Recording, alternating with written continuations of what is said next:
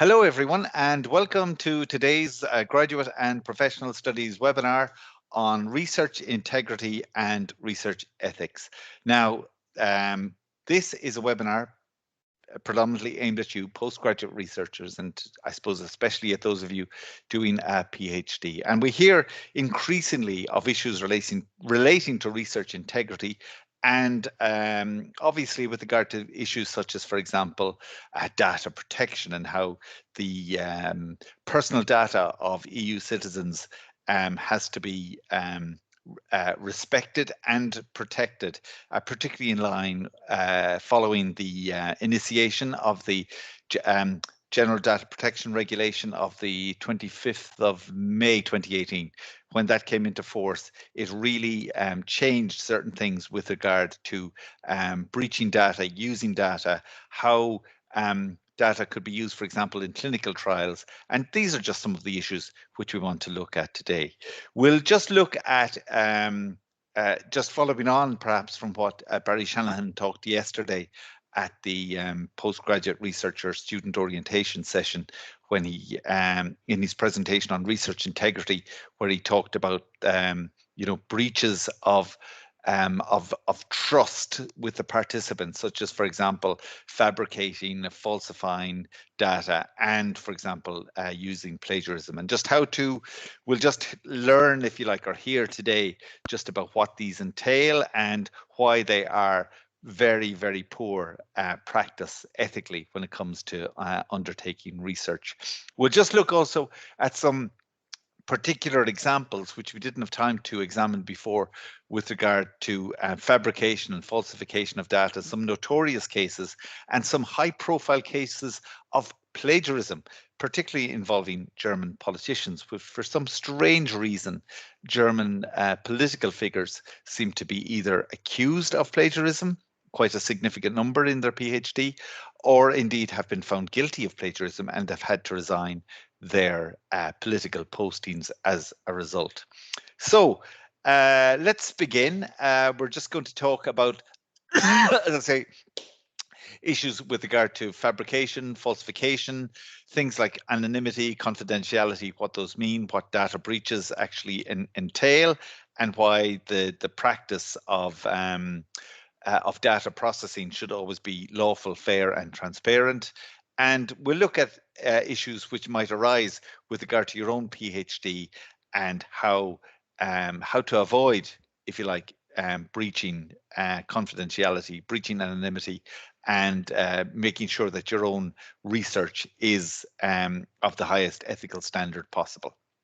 Okay, so what do we mean when we talk about research ethics? Well, research ethics is applied to any research involving human subjects for the most part. There may also be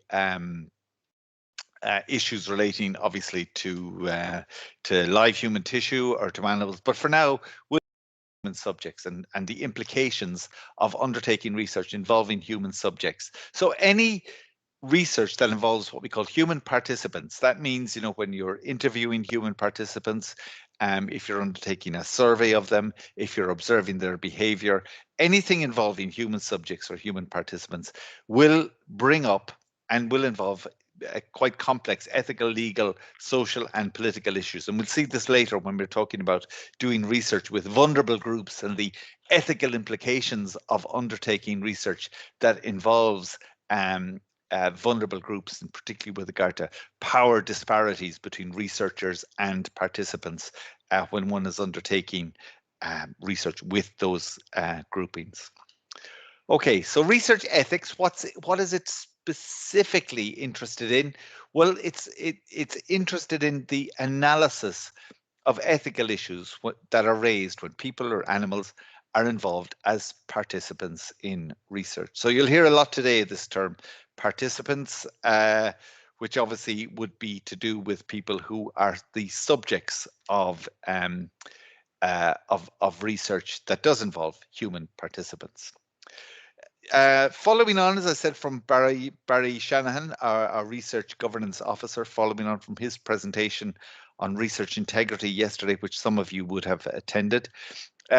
Research integrity, again, this is a term which we hear more and more and more of within academia, particularly in the last number of years.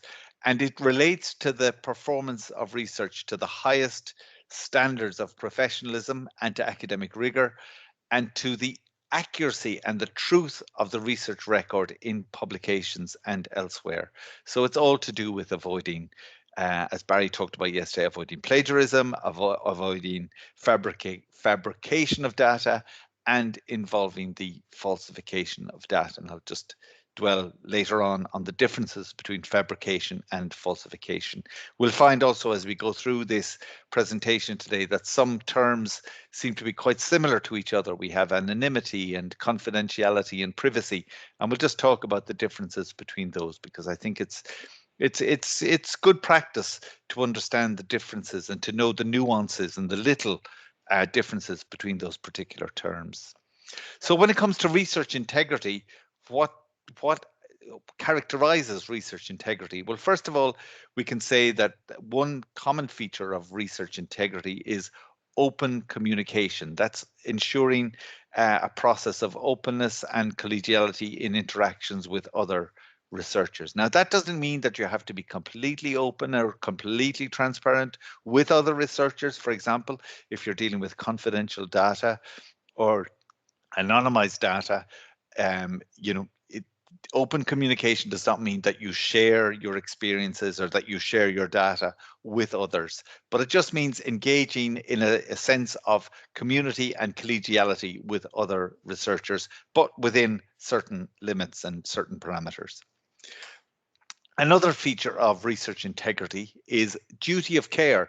So when you are engaging in, for example, interviews, or if you're observing practices of a particular group, that you are going to make sure that the participants don't come to any harm, that you record your experiences of them to the highest standards of academic rigor and professionalism, and that you do not at any stage, if you like, seek to influence their behavior or their or lead them or provide them with leading questions, which gives them the answers that you want them to provide, or which, if you like, or if you seek answers which merely confirm your own biases or innate preconceptions of a particular group or individual. So a duty of care means you have to record what people have said faithfully, and you have to record the types of behavior that they engage in faithfully. It just means that you do not abuse the relationship that you have with participants to the extent that you falsify or fabricate what they have provided you with. Fairness, that just means acknowledging the contribution of others to your work. If others have helped you in terms of providing you with access to a certain group, you acknowledge the contribution that they have made. And that's, I think, is good practice anyway. And I'm sure it's something that you all engage in, but it's just good to be aware of it. When it comes to ethical rules, what do we mean by these? Now, as I say, some of these may seem to be quite similar. For example, anonymity, confidentiality, privacy, pseudonymization, privileged communication. These ethical rules, as I say, may confound people somewhat because they can sound very similar to each other. But I think it's good practice just to be aware of what they are. And the fundamental, I would say, ethical rule which you would have is the first one here: informed consent. So that would be where when you're undertaking a study with a group of people or with an individual or individuals, that you ensure that they have all the information necessary about the study. So you give them the rationale for the study, you tell them how long it's going to be, where the results of this are going to be included or indeed disseminated, or where the plans are for dissemination. and what implications it might have for them.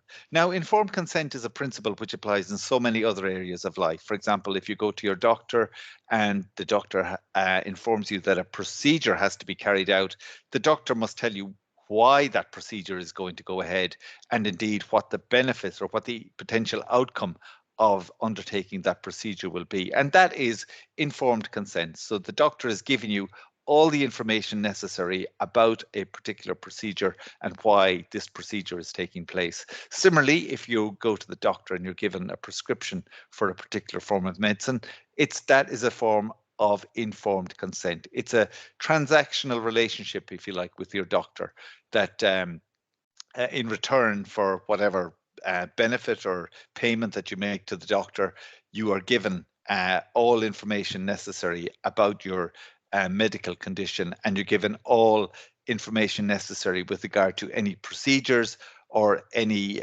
prescription which is intended to ameliorate or to improve your condition.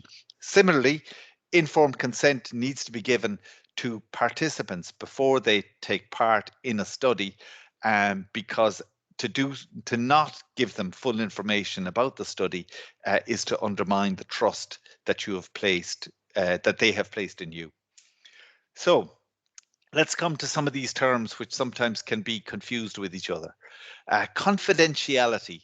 This is, and again, we can talk at length about ethical rules and confidentiality and the definitions of confidentiality. But ultimately, if we were to boil it down to if you like, parse it down to a standardized or a straightforward definition, we would say that confidentiality, when it comes to undertaking researches where the identity of the participant is known only by the researchers. So if you are engaging in a survey or engaging in a study of an individual or individuals or particular groups, that the identity of those people is known only to you. It's not known to the people who are going to be, if you like, the readers of your research, or the beneficiaries, if you like, or the what we might call the end users of your research. And anonymity, again, there's a lot of confusion about these terms, and people do confound them, and which is very understandable. But just to be clear, that anonymity is where the identity of the participant is concealed also from the researcher and from the readers. So there's no identifier with regard to who the person is, who the object of the study is. So again, just be aware of the differences there, anonymity and confidentiality. And again, they are sometimes confused with this one, privacy. You know, we imagine that once there's confidentiality, that immediately leads to privacy.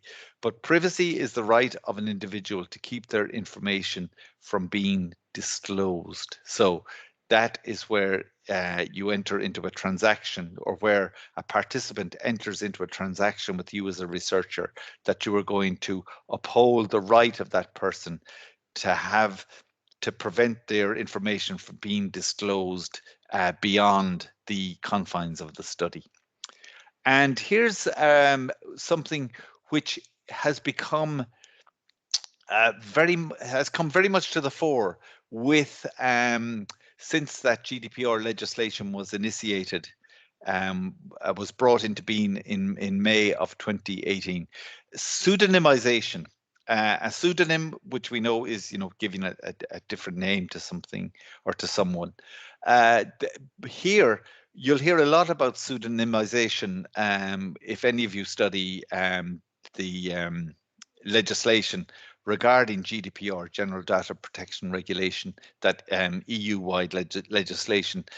This involves replacing any identifying characteristics of data with a pseudonym. So instead of identifying somebody in a study by their name, you give them another identifier or another name. This is different from anonymity, and it's different from confidentiality, and one could argue different from privacy also. So you are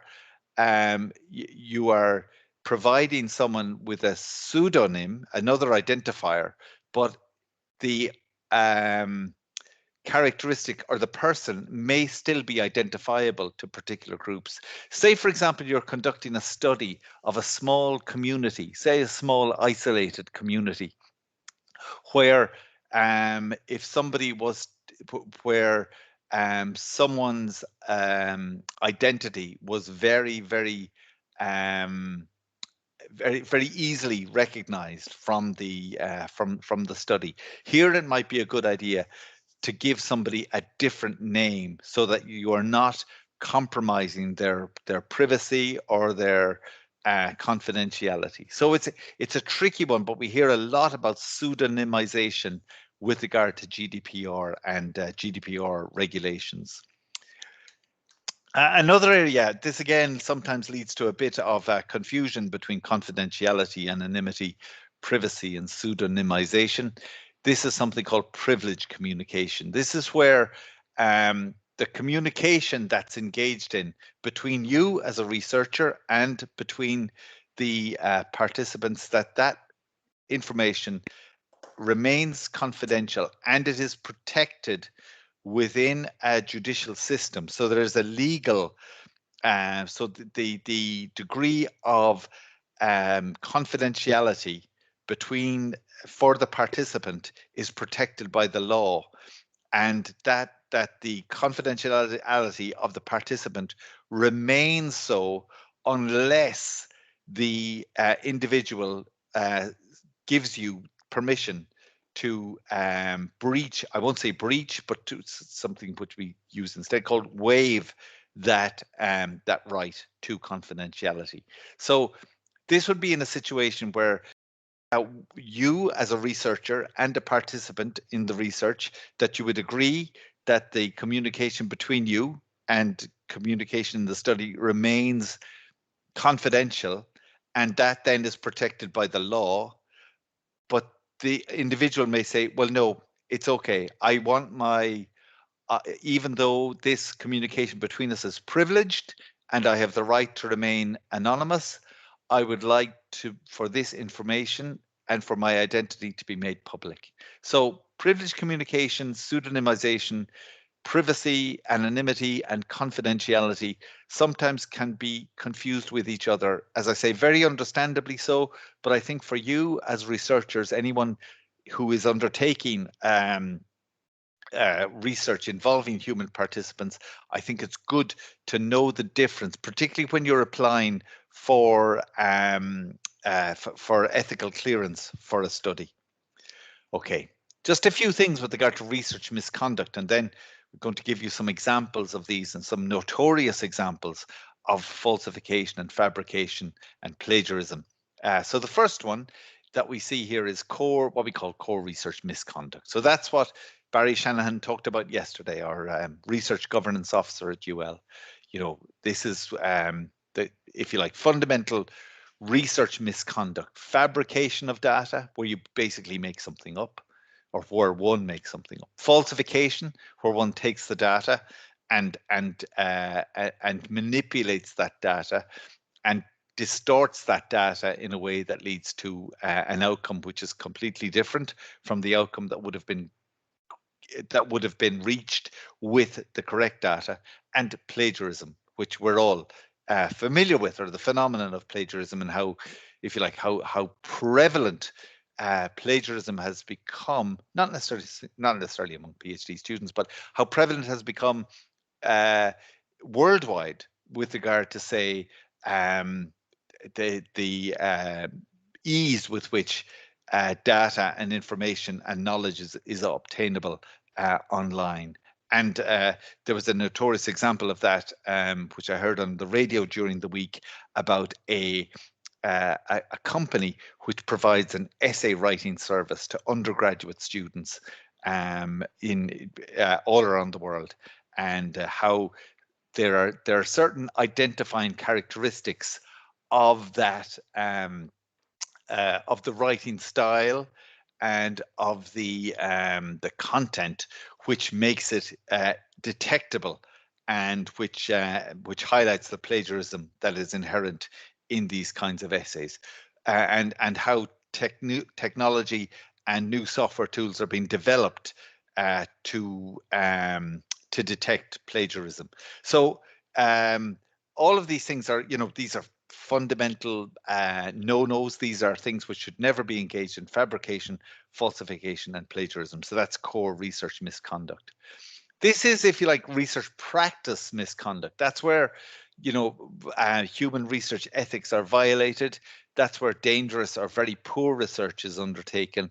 That's where, instead of having a sample size, an adequate sample size, where somebody engages in a sample size of 2 or 3, which doesn't capture at all the essence of what a particular group may be about. That would be a case of poor research, which would lead to results which are not very, not really verifiable, or which would not stand up to scrutiny in any research paper.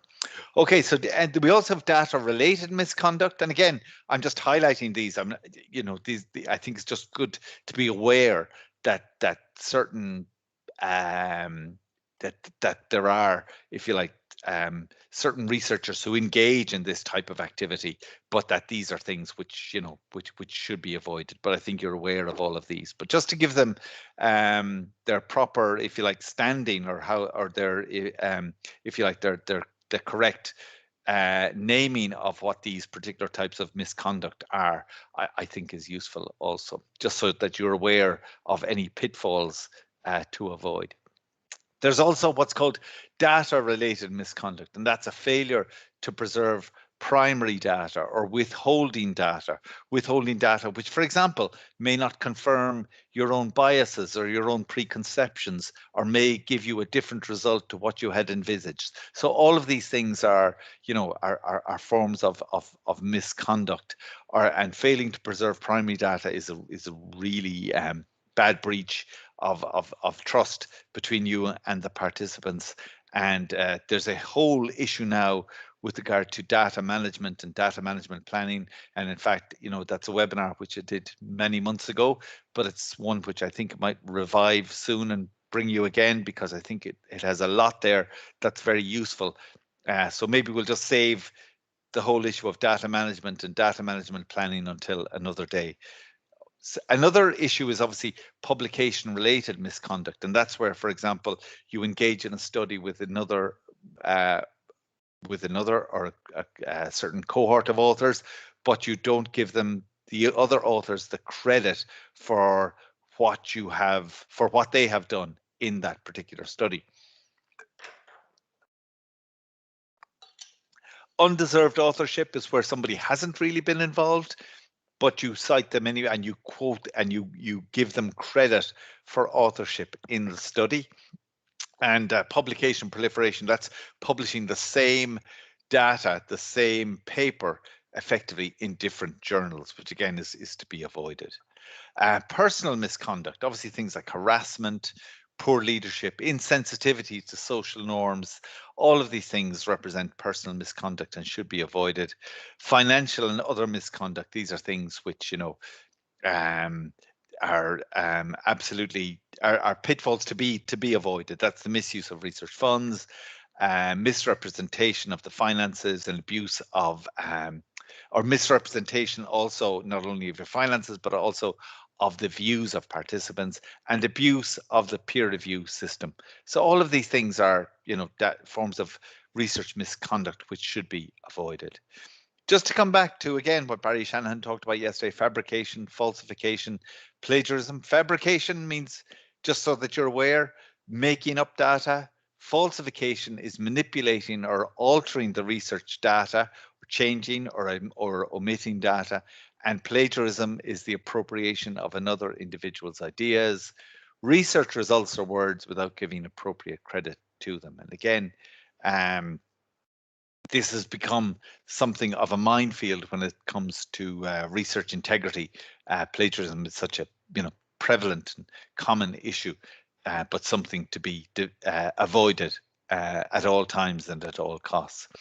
Just to bring you back just to what informed consent, we talked about that earlier, just to give you a more widespread definition of what that means. This is where the researcher discloses before the study what will happen during the study, and gives and articulates any other information that might affect the person's decision about whether or not to participate in the study. So it involves adequate information. You give the person freedom of choice whether they want to be part of the study or not, and you have to give them the freedom of choice to be able to withdraw from the study at any stage. And another is competence. And again, here, what this refers to is basically your own competence with regard to making sure that the person is actually given all this information and told about the rationale, the reasons for the study, where the study's results are going to be disseminated, and what kind of plans there are for the data after after the study has reached the end of its life cycle. So with regard to obtaining informed consent, and again, you know, you all will have ethical procedures within your own different faculties, but all of these will have, you know, when it comes to getting ethical clearance, if you are engaging with participants, you'll have to give them, if you like, what's called an information sheet, which explains what's required of them in terms of time, in terms of any invasive procedures, any possible negative consequences of participation, and explains to the participant also that they have the right to withdraw from the study at any time. And the consent form then should be signed by the participant, and it should give the title of the study and the date of the study also. Okay, also when it comes to authorship, just to reaffirm that when you present your results, you should acknowledge the contribution of everyone involved who did make a contribution to the study. That is something which is on occasion overlooked by researchers. For example, if you played a very dominant or a preeminent role in data collection or experimental data collection and analysis, your name should be on the publication. And if your role was more minor than this, you should also be acknowledged. It's just important that if you have played a role in the research, your contribution should be acknowledged.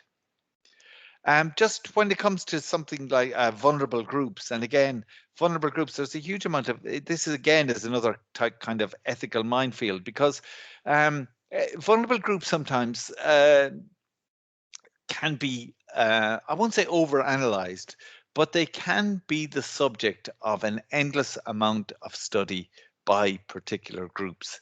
By particular researchers. For example, if there's a local or so-called disadvantaged area in a local community, it could be that researchers from a university or from third level colleges decide, or from secondary schools even, that they decide that they're going to undertake research with that particular group, with that disadvantage or with that minority group. And this can lead to a situation where the group itself may become somewhat wary and somewhat weary of being constantly analyzed and constantly earmarked for research because of their perceived status by people who are seen as having a different social status or different social standing or different socio-economic group to those particular vulnerable groups.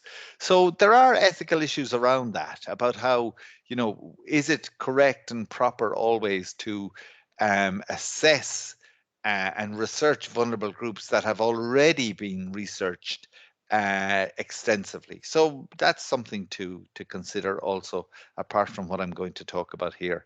And how does one approach, or what should one's attitude be, or how does one cope with, for example, disparities in terms of, for example, things like socioeconomic status or income between a researcher and participants, where there are these huge disparities between both groups. So all of these things are, if you like, ethical issues which are worth considering before you undertake the research. So just when it comes to vulnerable groups, that, you know, the data, and it should be said, you know, that sometimes the data from vulnerable groups is so vital, so critical when it comes to things like, you know, informing policy or providing invaluable information which can be, you know, disseminated to wider society and can really help to inform us about certain groups and certain individuals within society. So when it comes to looking at vulnerable groups, I would say that this kind of research ensures that it's so important that their experiences and their perspectives really closely inform the study, and that you provide accurate and culturally specific information.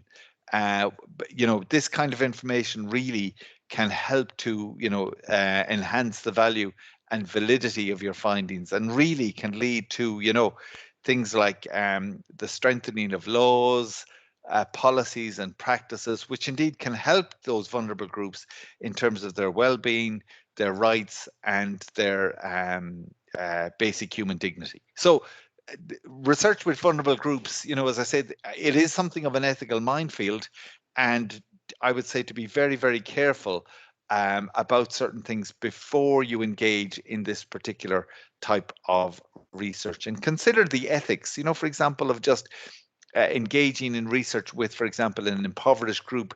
It is so important before undertaking the research that you have ethical clearance, that you that you make sure that there is prior informed consent for these groups of people, and that they're aware of the rationale of the study.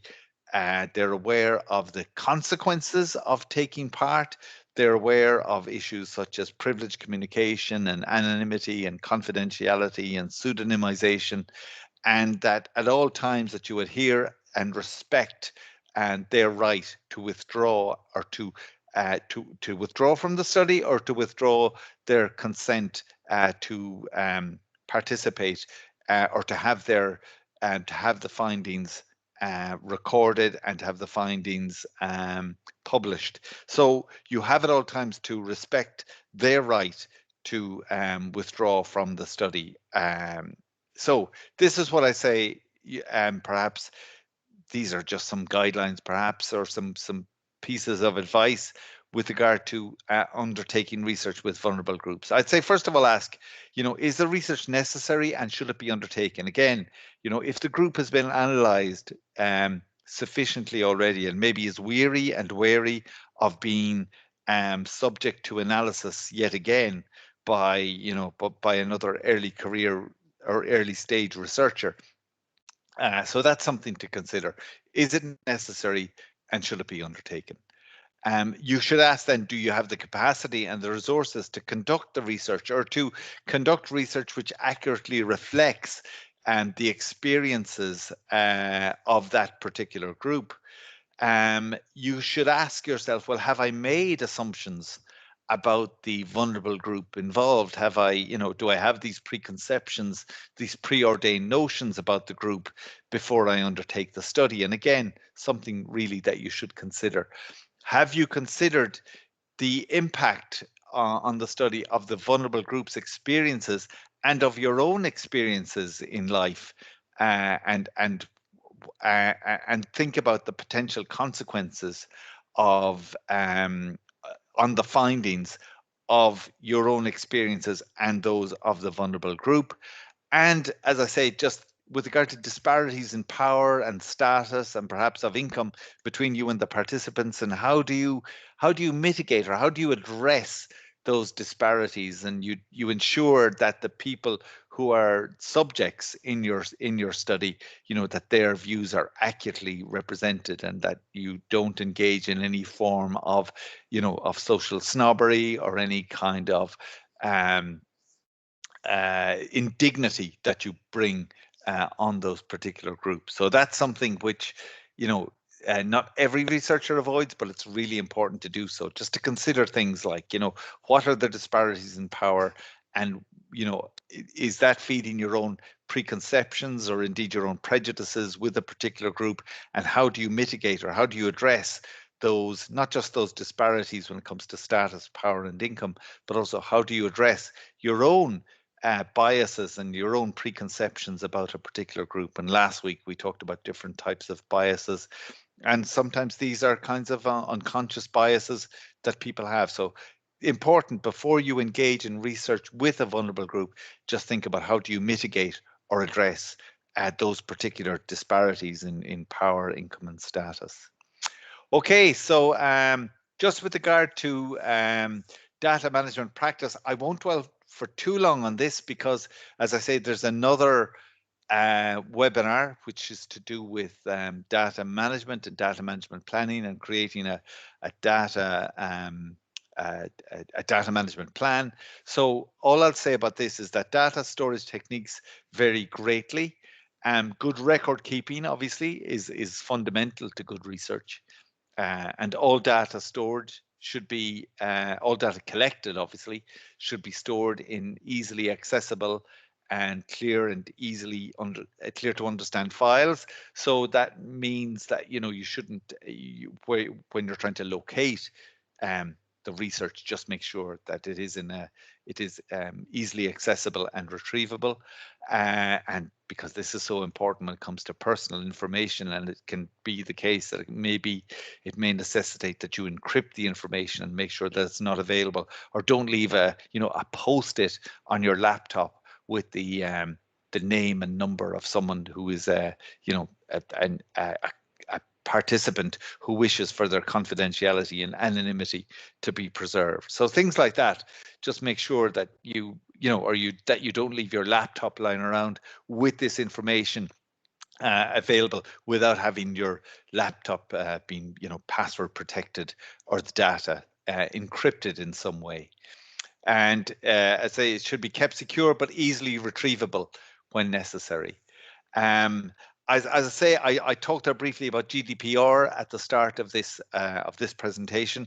Obviously now this is a EU-wide policy. Interestingly enough, there are certain exemptions within GDPR that EU member states they have enacted, in fact, and they allow for certain exemptions when it comes to certain elements of scientific research. And that's very interesting that these exemptions are allowed. Now, that can create a situation which could lead to a certain amount of chaos with regard to transnational research between researchers in different European Union member states.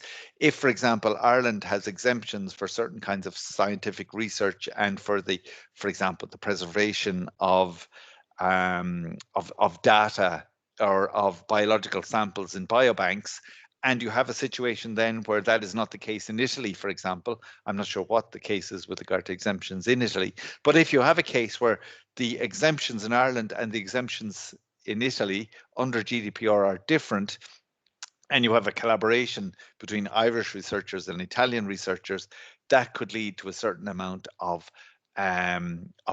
confusion, but also a great deal amount of a disparity with regard to the protection of the participants of the study. So it's just as well to be aware, if you are conducting research with people in another European country, just be aware of what the exemptions are under GDPR. GDPR may not affect you necessarily a great deal when it comes to your own research, but it's just important, that to be aware of it, particularly with regard to the personal, because it's all about protecting the personal data of citizens of the European Union. And a fundamental aspect of it is that data processing and data protection and preservation of data and people's data, personal data, that that the preservation of it is lawful, or the processing of that data is lawful, fair, and transparent. And we have seen already under GDPR, and again, this isn't necessarily relevant to your PhD, but it might just be worth taking into account that Google, the great, if you like, corporate behemoth, that Google was fined 50 million euro for data breaches, and that was for not acquiring, if I remember correctly, it was for not acquiring sufficient consent from participants or from data users. So Google didn't obtain sufficient consent from users of data when they were processing their data for the purposes of personalized advertising.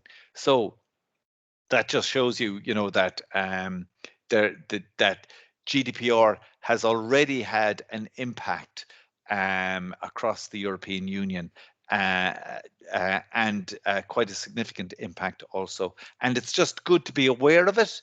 And I think your data protection officer within UL should be able to provide you with any information that you need with regard to GDPR, and should be able to tell you about what implications and impact this may have on your research. But we hear a lot about GDPR, but it's also, it's worth remembering that GDPR wasn't, wasn't the first type of legislation on data protection or data privacy in the European Union. It replaced previous legislation.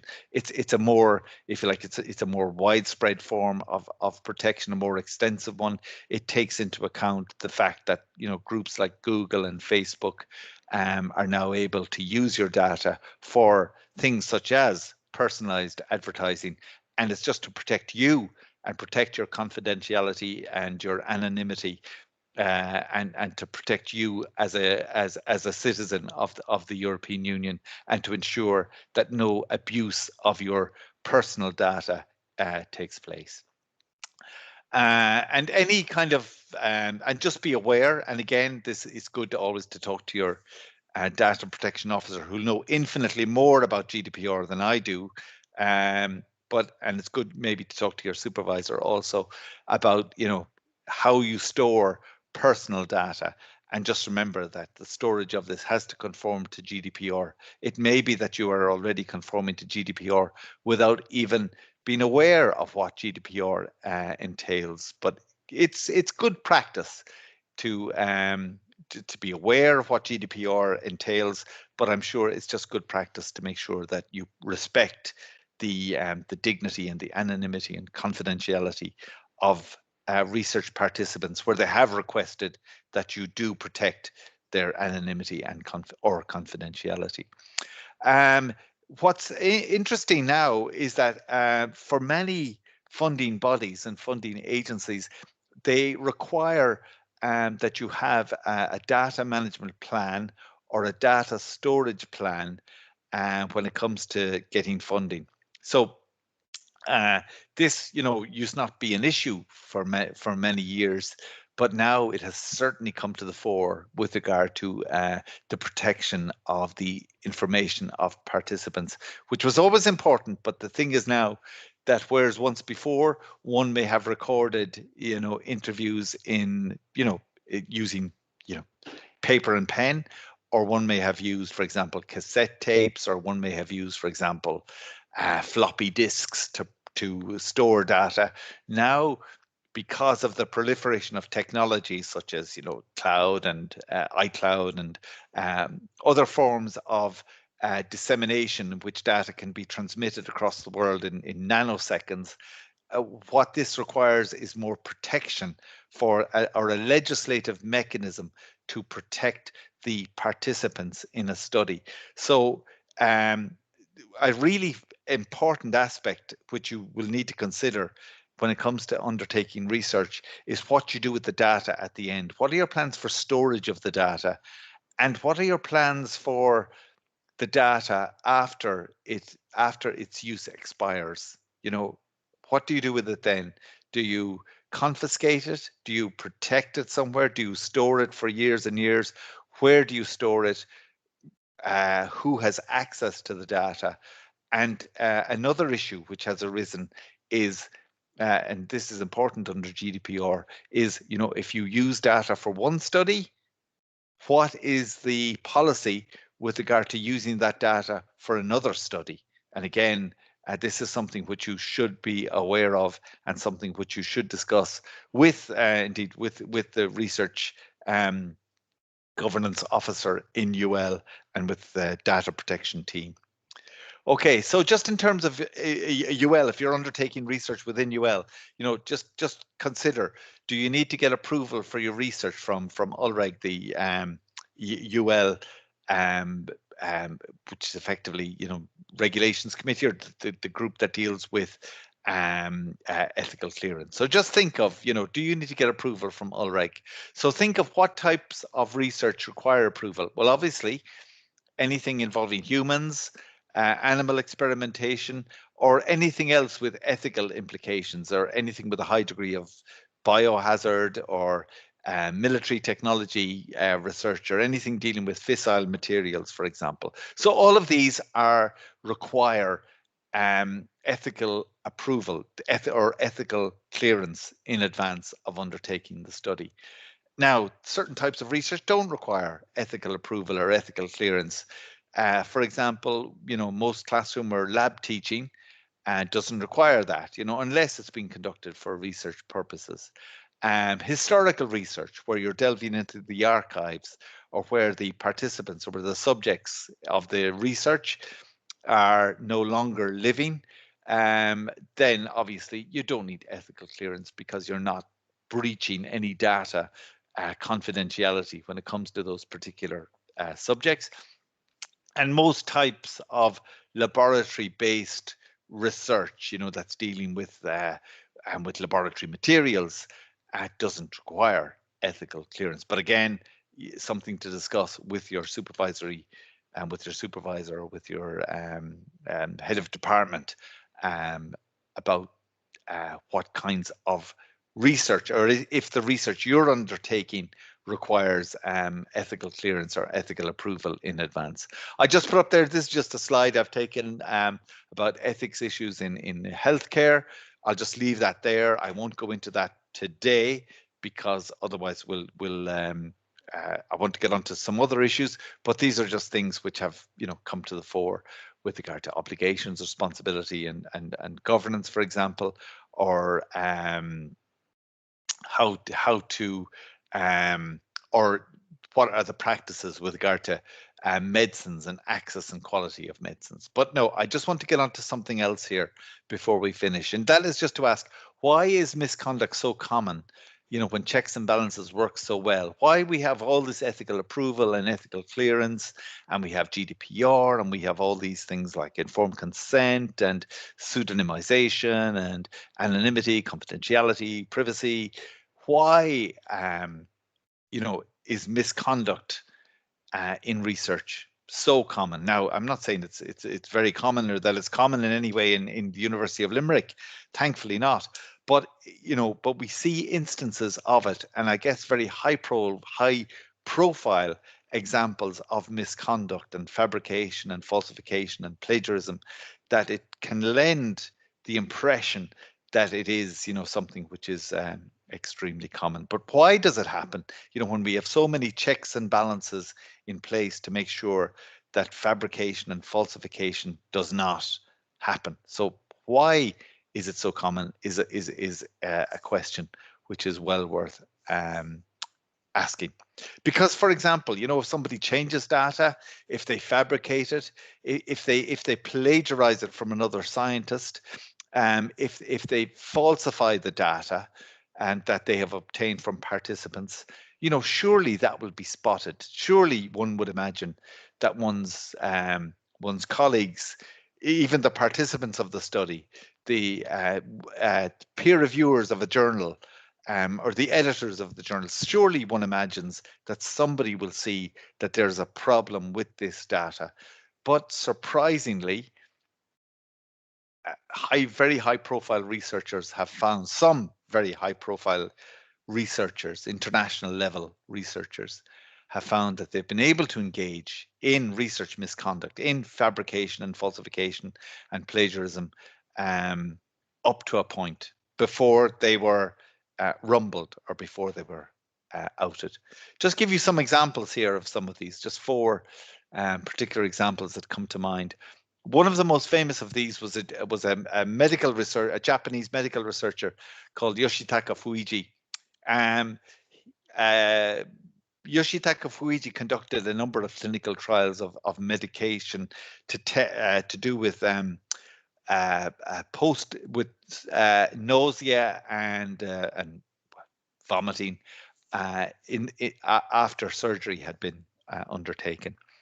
And what they found was that when they looked at his scientific papers, which had been published, they found that 172 of his scientific papers had contained fabricated data. So he had published 172 papers before it was realized that there was a problem with the data. And he had gained this amazing international reputation. He was cited by so many other excellent scholars around the world. But you can see there is a problem there. So he had fabricated data in at least 172 scientific papers. It may even have been more. So huge problem. Uh, and what happened was that papers had to be retracted. They had to be taken out of circulation.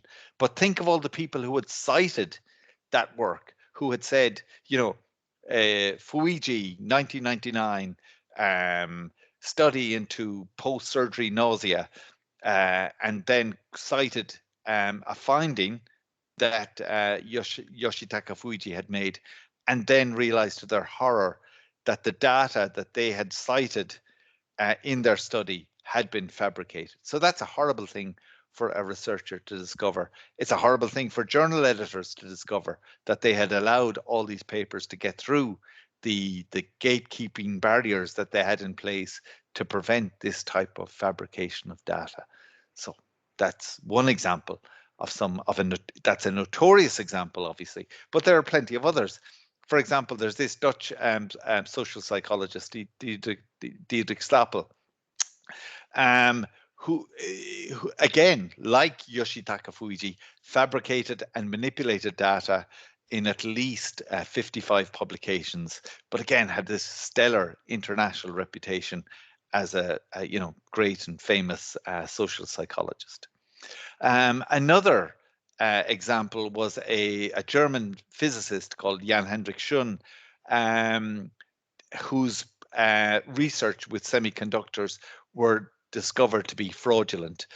It seems the case that his co-author did not check experiments or data, and what this scandal, when this was uncovered, what this provoked was a great deal of discussion about, the responsibility of co-authors. What degree of responsibility or onus is there on co-authors to show or to verify data, or to check experiments and to check data to make sure that it's verifiable and not false? Another one was the first academic. This gentleman, Eric Pullman, became the first academic in the United States to go to jail for falsifying data. He worked on the whole area of human obesity and aging, and he published fraudulent research which stated that human replacement injections were an appropriate therapy for obesity. Completely incorrect. His author did not oversee the clinical results, and Pullman was jailed for falsification of data and negligence with regard to care and duty of research participants. So these were very famous people in their fields who actually, engaged in this process of falsification and fabrication of data.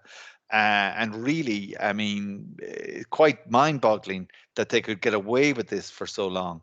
But it just shows you that sometimes there is deference to certain people who have a certain reputation, and the checks and balances that should be in place with regard to fabrication, falsification of data are not always in place where they should be. Just think about what just in terms of, say, when it comes to clinical research, or what has been the impact of fabrication or falsification or research misconduct. Now, according to some studies, up to 40% of clinical trials data goes unreported or is reported inadequately, and that means that we have a lot of missing data about about adverse circumstances or adverse events or adverse findings, which are actually really, really dangerous. And we have then obviously misleading data about benefits of a particular technique or a particular study, which again, can lead to particularly grave consequences, not only in terms of cost, but just in terms of, say, advice or practice or policy that can result from a study. So all of these things, can have really, really desperate and awful long-term implications. And I'll give you perhaps the worst, most notorious example of this in recent years in a moment. Another real problem for faulty data is how do you retract, how do you take back the data that has been published? So that it can take between 2 and 7 years. And so many studies, as I mentioned earlier, can be based upon that faulty data. You know, the people who quoted, you know, if you quote, if somebody quotes a study which was later shown to be fabricated, does that mean that the person who quoted or who cited that study now has got very poor data and now has published a paper with the wrong kind of data in it? So that can be really terrible. And as I say, you know, if it leads to, if a study in which the data is fabricated and falsified leads to, you know, a change in policy or change in practice or a new type of medicine, for example, that can have really, really terrible consequences. And just think of how difficult it is to actually retract or to take articles in which it has been proven that there is a falsification and a fabrication of data. Taking those or retracting those is really difficult to do, because we can see that, you know, it's estimated that up to 75% of retracted articles from one journal, Medline, they are still available on websites, or were still available at least. So you have a lot of these articles still available online, even though the data has been proven to be falsified, or indeed fabricated. And for example, we still see the impact of the most notorious case, I think, in recent years was the Andrew Wakefield study on levels of the impact of the measles, mumps, and rubella vaccine and its implications for autism, which he listed in a study, which was proven to be completely and utterly false, but has had desperate implications thereafter. Wakefield published this study. You'll be able to read about it there. I'll be able to send you on the link. He published a study that that basically, you know, stated that there was a direct link or a causal link between the what's called the MMR vaccine, the measles, mumps, and rubella vaccine, and autism in children. And we hear today, we hear so much about the anti-vaxxers, or people who are very reluctant, very reticent to engage in vaccinating themselves or their children. And one of the main reasons for this is this gentleman here, Andrew Wakefield, because we can see that this study just had desperate implications for so many people around the world. But how does one? So this study was published in 1998. It wasn't retracted until 2010.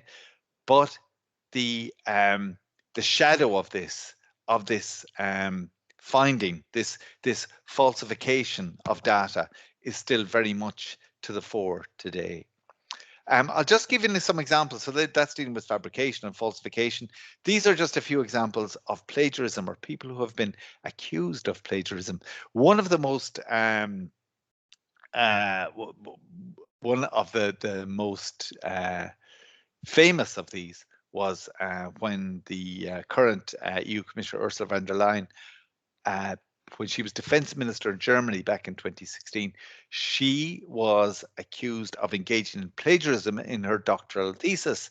So there was an investigation into her doctoral thesis, which had been published many years before, because now she was a high-profile minister in the German government. And it was shown that she was cleared of any plagiarism charges. But that wasn't the case with some of her colleagues. For example, one of her predecessors, who was Karl Theodor zu Guttenberg, he in 2011 had to resign his post by the in the German government because of the fact that it had been shown that he had deliberately plagiarized his thesis. So he became known as Baron Cut and Paste as a result. And this is another German minister who had to resign. This is the former education minister, Annette Schaven. She had to resign after the university in Dusseldorf, where she had conducted her PhD, found that she had plagiarized a great deal of her thesis. So that was a really, really scandalous example of plagiarism charges made against people in Germany, high-profile cases. And that's just to show you, this Andrew Wakefield, this is just a headline from a newspaper 2 years ago, which says how disgraced anti-vaxxer Andrew Wakefield was embraced by Trump's America. So you can see the implications of somebody engaging in fabrication and falsification of data, and how detrimental and how long-term the impact of that can be. And indeed, we have all these kinds of ethical issues now with regard to the COVID-19 vaccine, and there are calls now for it to be made mandatory and effectively, making it necessary for people to take. And again, this harks back to that Wakefield study, and we can see the long trail that particular study has left, or that fabrication and falsification of data has left. Okay, just to finish, I'm just going to talk for a moment about, when it comes to ethical approval for your own research. Just these are all useful links I think you could have. They're all available on the UL website anyway. This is just about procedures for research ethics approval, guidelines in support of research ethics procedures, US UL even research integrity policy, which obviously Barry Shanahan talked about yesterday, child protection guidelines, child protection forms, a policy statement on ensuring research integrity in Ireland, guidelines on insurance cover for any of you undertaking field work. This is the ethics page for the Faculty of Arts, Humanities and Social Sciences. This is the Education and Health Sciences Faculty Research Ethics page, Science and Engineering, the Research Ethics page, and the Chemie Business School page with regard to research ethics. So what I'll do there is just stop the recording and thank you for your time and your patience and your diligence, because I realize, as I say, speaking to you for the best part of an hour is not the most enriching or not the most interactive experience that you'll have, but hopefully we can compensate for that a little bit in our discussions afterwards. So thank you so much for your patience and for your time and for staying with the webinar for this long. So we'll just take any questions in a moment. So thank you.